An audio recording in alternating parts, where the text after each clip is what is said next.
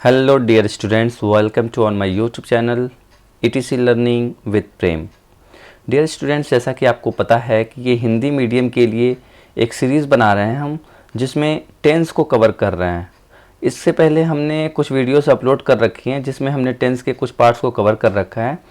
तो चलिए देखते हैं इस वीडियो लेक्चर में हमें क्या पढ़ना है। ठीक है, तो इस वीडियो लेक्चर में हम आपको बता दें, हम टेंस के पार्ट्स को पढ़ रहे हैं।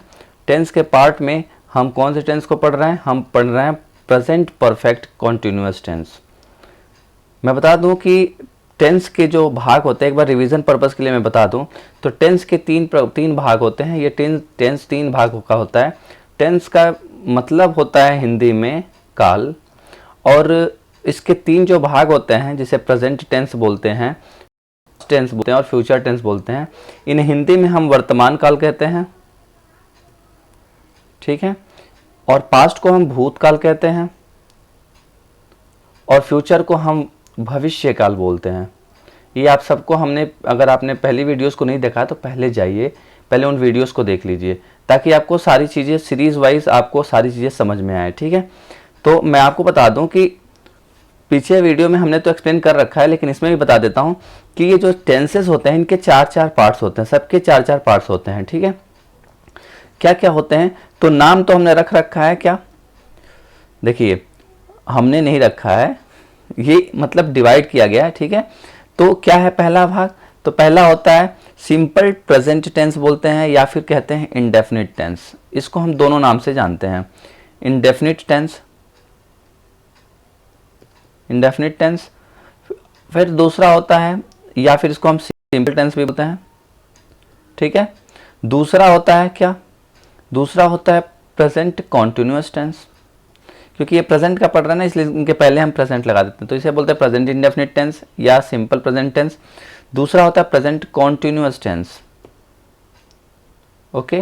और तीसरा होता है प्रेजेंट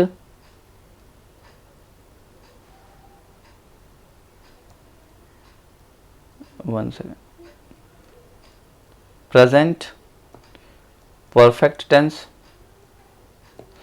और चौथा होता है प्रेजेंट परफेक्ट कॉन्टिन्यूअस टेंस।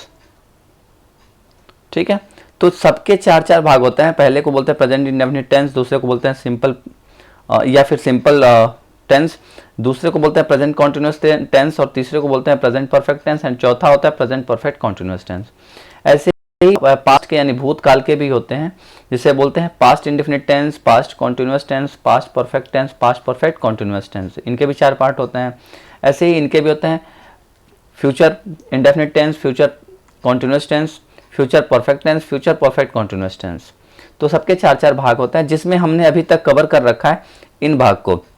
हमने इसमें कवर किया था, इंडेफिनिट को कवर कर रखा है, फिर कॉन्टिन्यूअस प्रेजेंट कॉन्टिन्यूअस को हमने कवर रखा है, फिर प्रेजेंट परफेक्ट कॉन्टिन्यूअस को कवर कर रखा है, और इस वीडियोस में हम कवर करेंगे प्रेजेंट परफेक्ट कॉन्टिन्यूअस टेंस का। ठीक है, तो चलिए बने रहिए हमारे साथ। चलिए देखते हैं क्या होता है, इनके रूल और नियम क्या होते हैं। ठीक है, चलिए, तो इसमें हमको जानना है, सबसे पहले समझ लीजिए, जो प्रेजेंट परफेक्ट कॉन्टिन्यूअस होता है इसका पहचान पहले लिखते हैं। ठीक है, पहचान क्या है? आप हेडिंग बना लीजिए, प्रेजेंट परफेक्ट कॉन्टिन्यूअस टेंस का। ठीक है, ऑलराइट। सो पहचान क्या होता है इसमें? तो देखिए, जिन भी वाक्य में आपको क्या दिख जाए, आपको ये दिखे, रहा है, रही है, रहे हैं, या रहा है, रही है, रहे हैं, ऐसे चीजों के साथ क्या इसमें मेंशन हो? टाइम मेंशन हो। टाइम मेंशन का मतलब क्या है? टाइम इसमें लगा हो, जैसे 2 घंटे से, 3 घंटे से, 4 दिन से, जनवरी से, फरवरी से, 10 साल से, 2006 से, फिर सोमवार से, मंगलवार से, सुबह से, शाम से, इसमें टाइम मेंशन होता है। ठीक है, तो ये सब जो वाक्य होंगे वो क्या होंगे? प्रेजेंट परफेक्ट कॉन्टिन्यूअस का टेंस होंगे, प्रेजेंट परफेक्ट कॉन्टिन्यूअस टेंस का होंगे। ठीक है, चलिए इसके बाद हम नियम समझते हैं। बिल्कुल आप देखते रहिए और बने रहिए। देखिए नियम क्या है इसमें? नियम ये है, रूल जो होता है हमारा बनाने का, पहला रूल क्या होता है? पहला रूल देखिए, जिसे हम अफर्मेटिव रूल बोलते हैं, जिसे हम हिंदी में सकारात्मक रूल बोलते हैं। क्या होता है? सकारात्मक रूल। सकारात्मक नियम। ठीक है, तो सकारात्मक नियम में क्या होता है, सबसे पहले हमको मेंशन करना होता है सब्जेक्ट का। देखिए सबसे पहले नोट करिए सब्जेक्ट, फिर जस्ट उसके बाद क्या होगा, हेल्पिंग वर्ब। इसमें हेल्पिंग वर्ब का बहुत महत्व है। तो हेल्पिंग वर्ब क्या होता है, हेल्पिंग वर्ब का मतलब सब्जेक्ट के जस्ट बाद हम हेल्पिंग वर्ब लगाते हैं। देखिए आपने प्रेजेंट परफेक्ट में पढ़ा था, नाम देखिए क्या होता है, नाम तो होता है प्रेजेंट परफेक्ट कॉन्टिन्यूअस। इसमें तीन चीज का मेंशन है, इसमें ध्यान से देखिए, एक तो परफेक्ट, एक कॉन्टिन्यूअस, एक प्रेजेंट। प्रेजेंट तो आपको पहचानने के लिए है कि हाँ प्रेजेंट का है। फिर परफेक्ट का क्या मतलब हुआ, परफेक्ट में हमने हेल्पिंग वर्ब किसका यूज करते थे, पता है आपको, याद है, हाँ यस, हैज का यूज करते थे या फिर हैव का यूज करते थे हेल्पिंग वर्ब की जगह पे। कॉन्टिन्यूअस मतलब हो गया जिसमें हम वर्ब में आईएनजी लगाते थे। तो बस इसी से हमारा रूल तैयार हो जाता है। देखिए क्या होता है, सब्जेक्ट हैज या हैव, इन दोनों में से उसके सब्जेक्ट के अकॉर्डिंग लगा देंगे, हैज या हैव में से। फिर उसके बाद से इसमें हम जोड़ देते हैं बीन। ठीक है, हैज, हैव या फिर बीन, उसके बाद बीन, फिर उसके बाद से वर्ब जो होता है ना, वर्ब में आईएनजी लगाते हैं। ठीक है, सब्जेक्ट, फिर हैज, हैव, फिर उसके बाद से प्लस बीन और फिर वर्ब में आईएनजी। फिर उसके बाद से क्या लगाते हैं पता है आपको, इसके बाद से ऑब्जेक्ट लगा देते हैं। इसके बाद से चूंकि यहाँ पे किसका मेंशन होता है इसमें प्रेजेंट परफेक्ट कॉन्टिन्यूअस में, तो प्रेजेंट परफेक्ट कॉन्टिन्यूअस में होता है मेंशन हमारा टाइम का, इसलिए इसमें हम टाइम के पहले हम लगा देते हैं सिंस या फिर फॉर। इन दोनों में से कोई एक लगाएंगे, वो हम बताएंगे कब सिंस लगाएंगे कब फॉर लगाएंगे। इसके जस्ट बाद क्या होता है, सिंस और फॉर के जस्ट बाद लिख देते हैं टाइम। तो ये हमारा रूल बनता है, नोट कर लिया फटाफट। ठीक है, ऑलराइट, क्या है एक बार रिवाइज कराते हैं। सब्जेक्ट, उसके बाद हैज या हैव, सब्जेक्ट के अकॉर्डिंग लगाएंगे। बीन सबके साथ लगाएंगे, हैज बीन हो जाएगा या हैव बीन हो जाएगा। वर्ब में आईएनजी लगेगा। ऑब्जेक्ट फिर सिंस या फॉर, या उसके बाद से टाइम का मेंशन कर देते हैं। ठीक है, चलिए इसका दूसरा नियम क्या है, इसमें जो नियम 2 है वो नियम ये है, नियम 2 में देखिए रूल 2 क्या है, ये निगेटिव है, नकारात्मक है। ठीक है, निगेटिव है। इसमें क्या करना है, इसमें ध्यान से देखिए, इसमें हमें जो नियम है इसमें सब्जेक्ट लिखेंगे ही लिखेंगे, उसके जस्ट बाद हेल्पिंग वर्ब लिखते हैं हैज या हैव। अब चूंकि ये क्या है पता है आपको, ये क्या है, ये निगेटिव है। निगेटिव है इसलिए इसके जस्ट बाद हम नॉट लगाएंगे, देन उसके बाद से हम बीन का प्रयोग करेंगे। सब्जेक्ट हैज या हैव, उसके बाद से नॉट, फिर बीन, और फिर उसके बाद से हम वर्ब में आईएनजी लगाएंगे। ठीक है, वर्ब में आईएनजी लगाने के जस्ट बाद हम क्या करते हैं, ऑब्जेक्ट लगाते हैं, और उसके बाद से चूंकि हमें समय का पता होता है इसलिए सिंस या फिर फॉर लगाएंगे, और जस्ट उसके बाद हम टाइम मेंशन कर देंगे। चलिए नोट करिए इसको। अब नियम या नोट जो भी हम बताते हैं, जिस हिसाब से नोट में आपको जानना है हैज़ किसके साथ लगेगा, हैव किसके साथ लगेगा, क्योंकि बीन तो सबके साथ लगेगा, हैज़ बीन हो सकता है या फिर हैव बीन होगा। तो हैज़ हैव किसके साथ लगेगा ये समझेंगे, और सिंस और फॉर किसके साथ लगेगा ये समझेंगे। यही हमारे नोट, अगर ये जान जाओगे तो आप रूल बना लोगे, नियम रूल के अकॉर्डिंग आप सेंटेंस को ट्रांसलेट कर लोगे। ठीक है, तो चलो स्टार्ट करते हैं। तो देखो सबसे पहले आप समझ लो, हैज़ का हम इस्तेमाल करते हैं सिंगुलर सब्जेक्ट के साथ, और सिंगुलर मतलब एक वचनकर्ता के साथ, एक वचनकर्ता के साथ। ठीक है, एक वचनकर्ता के साथ। और आपको पता है एक वचनकर्ता क्या होता है, सिंगुलर सब्जेक्ट जो होता है एक वचनकर्ता, उसमें होता है जैसे कुछ प्रोनाउन होते हैं, वो होता है ही, शी, याद कर लो, एकदम से याद होना चाहिए, 3 तो होता ही होता है, ही, शी, इट। फिर उसके बाद से कोई नाम आ जाता है, राम हो गया, मोहन हो गया, श्याम हो गया, मतलब अपना नाम सोच लो, मतलब कोई भी एक क्या होगा, सब्जेक्ट होगा, जो वो सिंगुलर नाम होगा, किसी एक लड़के का नाम होगा या किसी एक बंदे का नाम होगा। ठीक है, या किसी एक सामान का भी नाम हो सकता है। ठीक है, तो सिंगुलर की बात हो गई। तो इस तरीके से हम हैज़ का प्रयोग इनके साथ लगाएंगे। हैज़ ही नहीं समझेंगे, हम हैज़ बीन लगाएंगे। ठीक है, इसके साथ पूरा समझते हैं, हैज़ बीन लगाएंगे। ठीक है, ओके डन। चलिए दूसरे में समझ लेते हैं, हैव बीन का प्रयोग कहाँ करते हैं। हैव बीन का यूज़ हम करते हैं किसके साथ, प्लूरल सब्जेक्ट के साथ। प्लूरल मतलब बहुवचन, बहुवचन कर्ता के साथ। ठीक है, बहुवचन कर्ता के साथ। ठीक है, तो इसमें बहुवचनकर्ता में क्या होता है, बहुवचनकर्ता में होता है क्या, देखिए ये चीज़ भी मैंने बता रखा कि आपको याद कर लेना चाहिए, आई, वी, यू, बस सीक्वेंस में करिए, कैसे भी करिए, आई वी यू दे।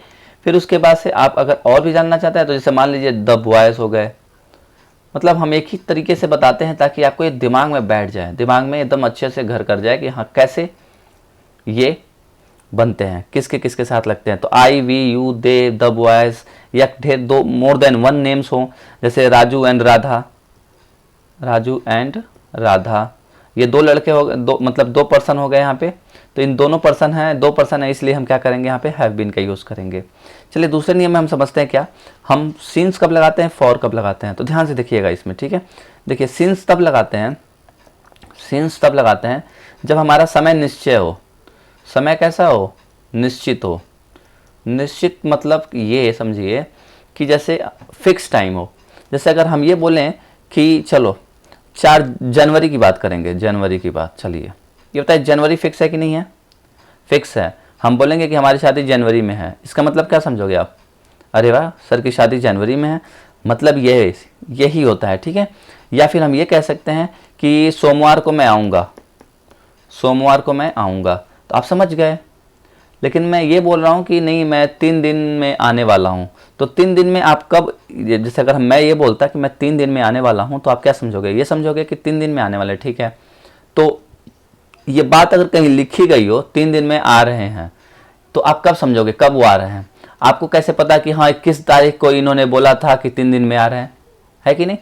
मतलब 3 दिन, 4 दिन, 4 साल, 5 साल, ये हमारा फिक्स नहीं होता है। लेकिन अगर किसी डे मंथ या फिर ईयर का नाम दे रखा हो, जैसे 2002, ये ईयर का नाम है, ये डे का नाम है, ये मंथ का नाम है, तो ये सब चीज़ें क्या होती हैं, निश्चित समय होती हैं। ये सब चीज़ें निश्चित समय होती हैं, ठीक है। फिर उसके साथ देखिए क्या होता है, इसके साथ साथ हम ये भी बोल सकते हैं, जैसे मान लीजिए सुबह, सुबह भी एक समय उसको निश्चित मानते हैं, क्योंकि सुबह सुबह होता ही है कि फिक्स टाइम पे सुबह हो जाता है।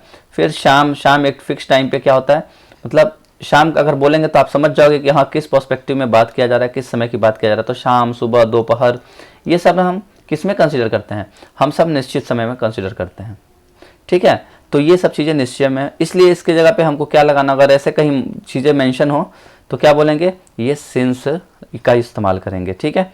चलिए इसके बाद से हम फॉर का मतलब समझते हैं। तो अब तो आप समझ गए होंगे फॉर किसके लिए लगाते हैं, यस अनिश्चित समय के लिए। किसके लिए लगाते हैं, अनिश्चित समय के लिए, ठीक है। तो इसके नियम समझिए। अनिश्चित समय क्या होता है, मैंने अभी तक जस्ट बताया, 2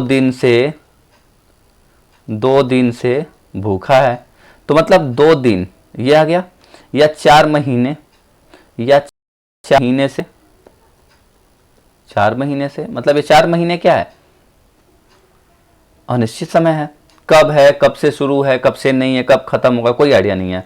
या 5 साल से, मतलब इस तरीके से जो चीजें होंगी ना फिक्स नहीं होंगे। या 2 घंटे से समझ लीजिए, या 2 घंटे से समझ लीजिए, तो ये सब चीजें पता नहीं है, ठीक है, सॉरी 2 घंटे से ये पता नहीं है हमको, ठीक है।